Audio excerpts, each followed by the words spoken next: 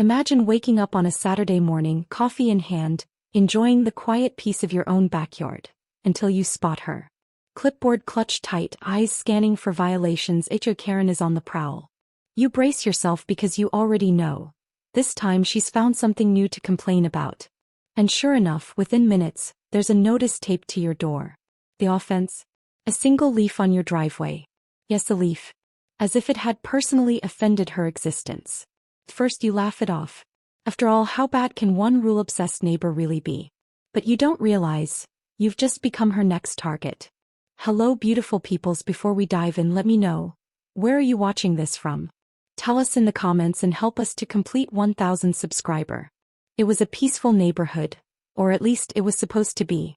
A place where people mowed their lawns on weekends, kids rode their bikes down the cul-de-sac, and neighbors exchanged polite nods while collecting the mail. That was before she showed up. Karen, the self-appointed queen of the HOA, the enforcer of rules that didn't even exist, and the human embodiment of a passive-aggressive email. Armed with a clipboard, a permanent scowl, and an inflated sense of authority, she saw herself as the last line of defense against the horrors of slightly mismatched mailboxes and grass that dared to grow beyond regulation height. It started small, an overly dramatic sigh as she walked past my house, the kind that let you know she was about to find a problem. Then came the first notice. A neatly typed letter from the HOA, stating that my garden gnome was not in compliance with community aesthetic standards. A garden gnome. Harmless, cheerful, and apparently a menace to society. First I laughed it off. Surely this was just an overreaction. A misunderstanding. Maybe Karen had too much free time on her hands. But then the complaints kept coming. A minor crack in the sidewalk? A violation. A car parked half an inch too far to the left? A warning letter. She even accused my mailbox of being visually disruptive. That's when I realized, this wasn't about rules. This was about power. And Karen was just getting started. It didn't take long to see that Karen wasn't just a concerned neighbor. She was on a mission. A mission to turn the HOA into her personal kingdom, where she made the rules and everyone else suffered under them. She strutted around the neighborhood like a self-proclaimed sheriff, handing out violation notices like they were parking tickets. And the worst part? Most of them weren't even real. One morning I found a bright yellow notice taped to my door. Improper lawn maintenance. Confused, I walked outside and stared at my perfectly fine lawn. That's when I saw her standing at the edge of my property, arms crossed, eyes narrowed. You need to cut your grass, she announced. I glanced down. It's literally the same length as everyone else's. She scoffed. It's borderline too long. Borderline. She huffed, flipping open her clipboard. It's close enough to violate the spirit of the rule. The spirit of the rule? That's when I knew logic wouldn't work with her. But that was just the beginning. Over the next few weeks, the violations escalated. One day, she knocked on my door to inform me that my trash cans were placed 3 inches too far from the curb. Another time, she left a note saying my car wasn't aesthetically pleasing to the neighborhood's character. It was a completely normal car. Then came the most ridiculous one yet. I stepped outside one morning to see her standing at the edge of my driveway, hands on her hips, glaring at something. When I followed her gaze, I saw it. A single leaf. One lone leaf that had fallen overnight. You're in violation, she announced. For a leaf. She nodded seriously. Lawn debris is a Category 1 infraction. That's when it hit me. Karen didn't just enforce the rules. She invented them. And she wasn't going to stop until she had complete control. At first, I tried to be reasonable. After all, maybe Karen just needed a little logic to see how ridiculous she was being.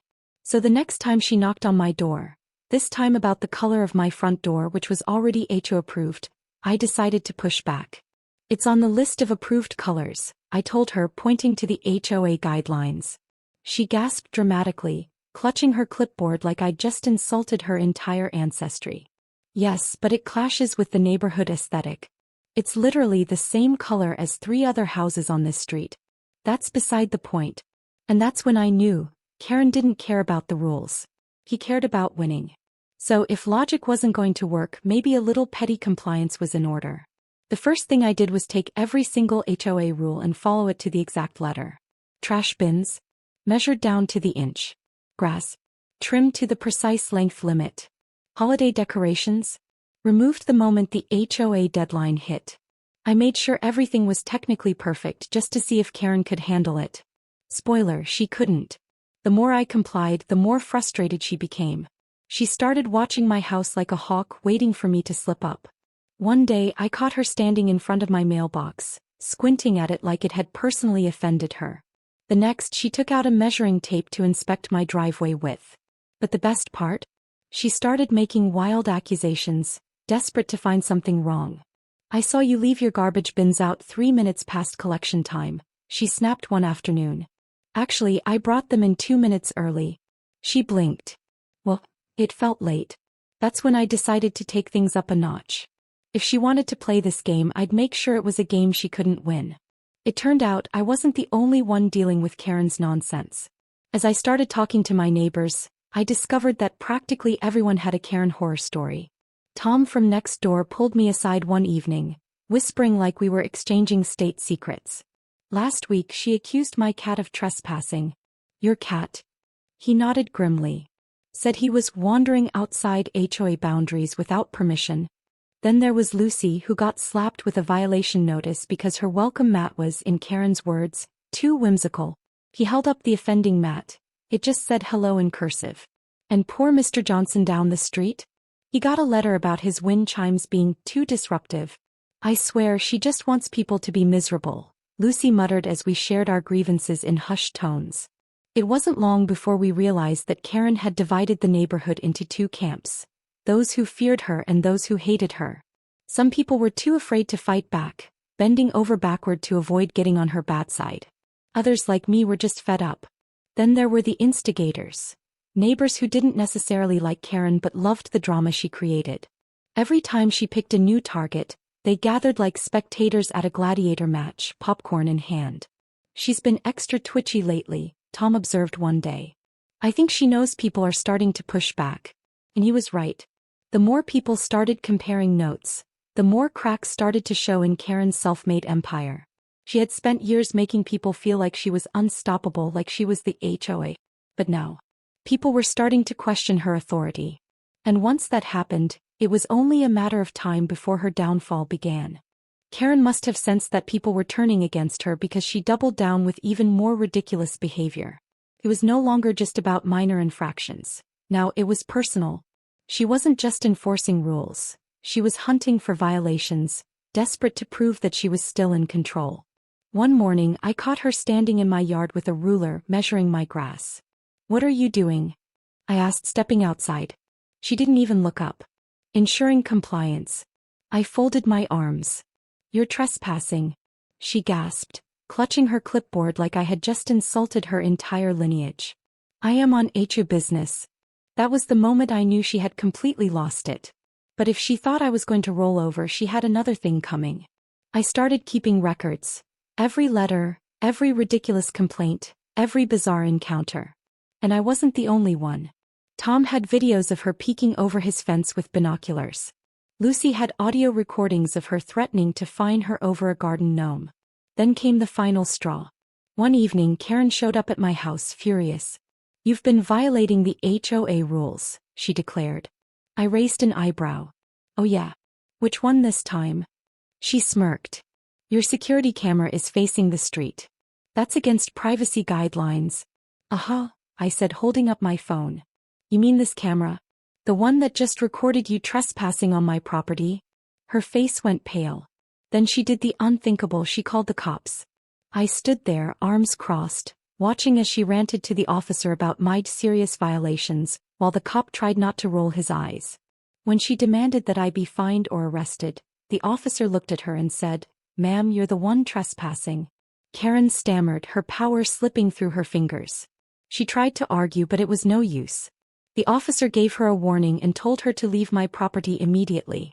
And just like that, the spell was broken. The neighbors who had once been afraid of her? They weren't afraid anymore. At the next HOA meeting, people came forward with their own complaints. We presented our evidence, our recordings, and our stories. And when it came time for a vote, Karen was officially removed from her position. She had spent years lording over the neighborhood like a tyrant. But in the end, she had broken her own rules and paid the price. Karen's downfall wasn't just satisfying, it was poetic. For years she had tormented the neighborhood with her arbitrary rules, fake violations, and sheer pettiness. But now, the very HOA she once controlled had turned against her. After she was officially removed from her position, she didn't take it well. At first, she tried to act like she still had power, strutting around the neighborhood, clipboard in hand. But without her title, her notices were just scraps of paper and people stopped pretending to care. Then came the ultimate twist of fate. A few weeks later, Karen got hit with her own violation.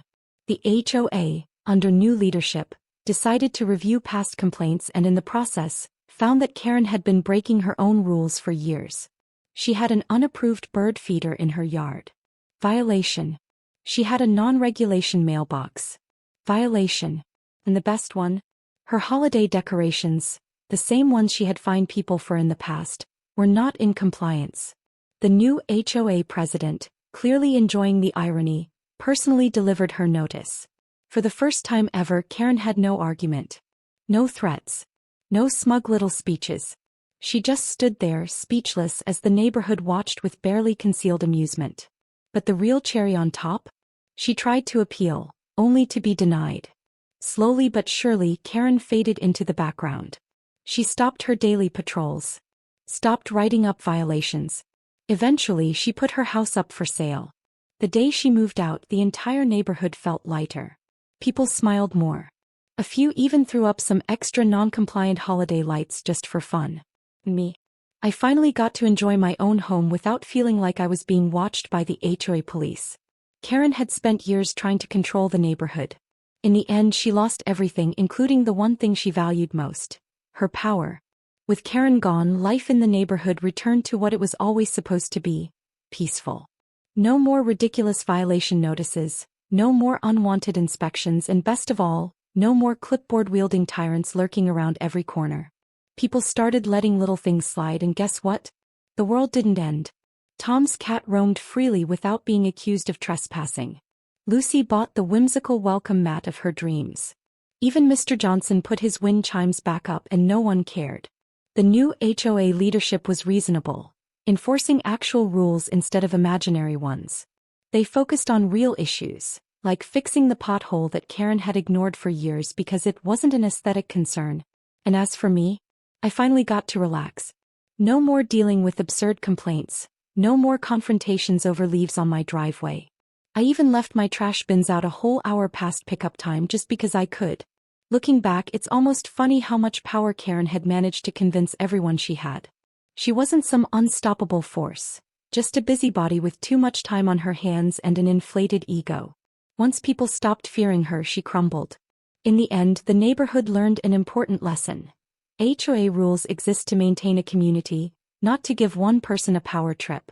And as I sat on my porch one evening, watching the sunset over my fully compliant lawn, I couldn't help but smile.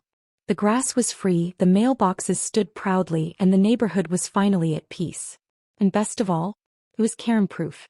Have you ever had a crazy HOA story? What's the most ridiculous rule or violation you've encountered? If you were in my shoes, how would you have handled Karen? Would you have gone the petty compliance route or confronted her directly? What's the pettiest thing an HOA or a nosy neighbor has ever done to you? Do you think HOAs are a good idea, or are they just a power trip for people like Karen? What's worse, an overbearing HOA or a completely unregulated neighborhood? What's the funniest or most absurd complaint you've ever heard from a neighbor? If you had the power to make one Karen-proof HOA rule, what would it be? Who do you think was the real villain in this story? Karen or the people who let her run wild for so long?